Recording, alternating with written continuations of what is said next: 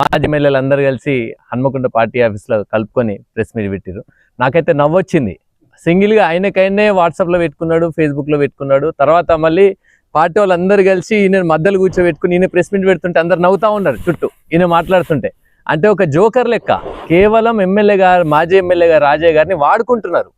ఎందుకంటే ఆయనకు రేపు ఏదో నీకు ఉప ఎన్నికలు వస్తాయి అని చెప్పేసి నువ్వే అభ్యర్థి, కానీ ఇక్కడ ఉప ఎన్నికలు వచ్చిన అభ్యర్థి మాత్రమే మాజీ ఎమ్మెల్యే రాజయ్య కాదు.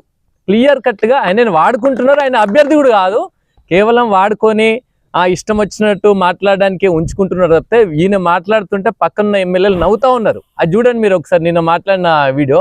ఈయన మాట్లాడుతుంటారు, పక్కన మాజీ ఎమ్మెల్యేలు అందరూ నవ్వుతూ ఉన్నారు.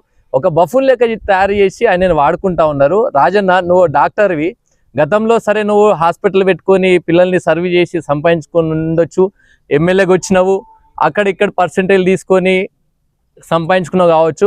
ఇంతకు మించి నీ భవిష్యత్తు గన్పూర్ నియోజకవర్గంలో నీ భవిష్యత్తు అయిపోయింది.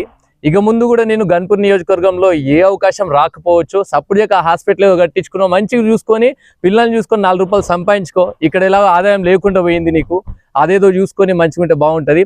సింపుల్గా చెప్పాలంటే స్టేషన్గా ఈ జఫర్ మండలానికి 12 కిలోమీటర్ల దూరంలో వర్ధన్పేట ఉంటుంది. వర్ధన్పేట 9,000 ఓట్లున్న వర్ధన్పేట ఆ రోజు మున్సిపాలిటీ అయింది. ఇదే 4 సార్లు గెలిచిన అంటున్న రాజయ్య గారు 20,000 ఓటర్లు ఉన్న గన్పూర్ని మున్సిపాలిటీ చేయలే నువ్వు. అదొక్కటి చాలు, కేవలం నీ స్వార్థం కొరకు నువ్వు గన్పూర్ని మున్సిపాలిటీ చేయలేదు. తర్వాత నువ్వు ఇదే జఫర్ మండలంలో నువ్వు నీ అంచెలు నువ్వు కావచ్చు 26 ఎకరాలు కబ్జా చేసినావు. అదే జాగాలో ఈ రోజు కడియం సార్ ఇంటిగ్రేటెడ్ స్కూల్ కడుతున్నాడు. అది చాలు, నీకు ఆయనకు తేడా. అది నువ్వు కబ్జాలు, నువ్వు డబ్బుల కొరకు నువ్వు పని చేసినావు, అభివృద్ధి కొరకు పేరు కొరకు ఆయన పనిచేసిన, అంతే తేడా. కడియం గారికి ఆయనతో పోల్చుకునే రైట్ కూడా నీకు లేదు.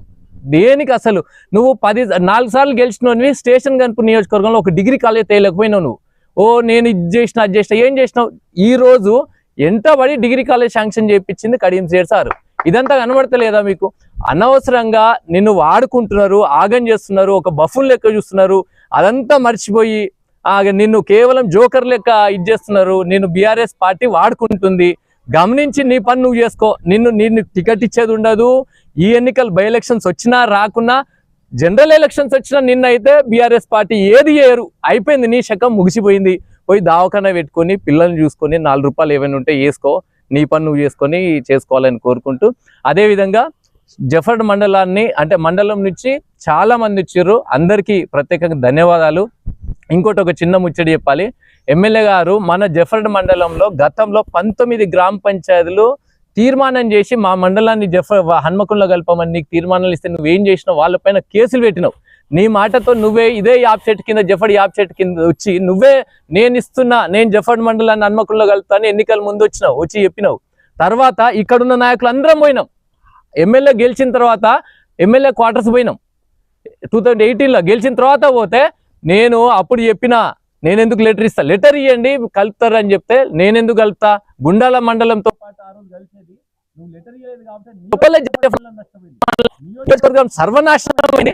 ముఖ్యంగా జఫర్ మండలం నష్టమైందంటే కేవలం నీ వల్లే. ఈ రోజు అభివృద్ధి జరుగుతూ ఉంది. చాతనైతే తోడ్పడు. ఏం చేయాలి? నీకేం సమస్య ఉంటే నువ్వు ప్రతిపక్ష నాయకుడు కాదు. ఒకవేళ నీకు అట్లా ఏదైనా అడుగు, ఇంకేమైనా అభివృద్ధి నిధులు తీసుకురావాలని చెప్పుకొని వచ్చిన దాన్ని నువ్వు వచ్చిన మాటలతో చెడగొట్టకు. దయచేసి మీకు దండం పెట్టి చెప్తున్నాము. ఆగం కాకు, నియోజకవర్గాన్ని ఆగం చేయకు. నమస్తే.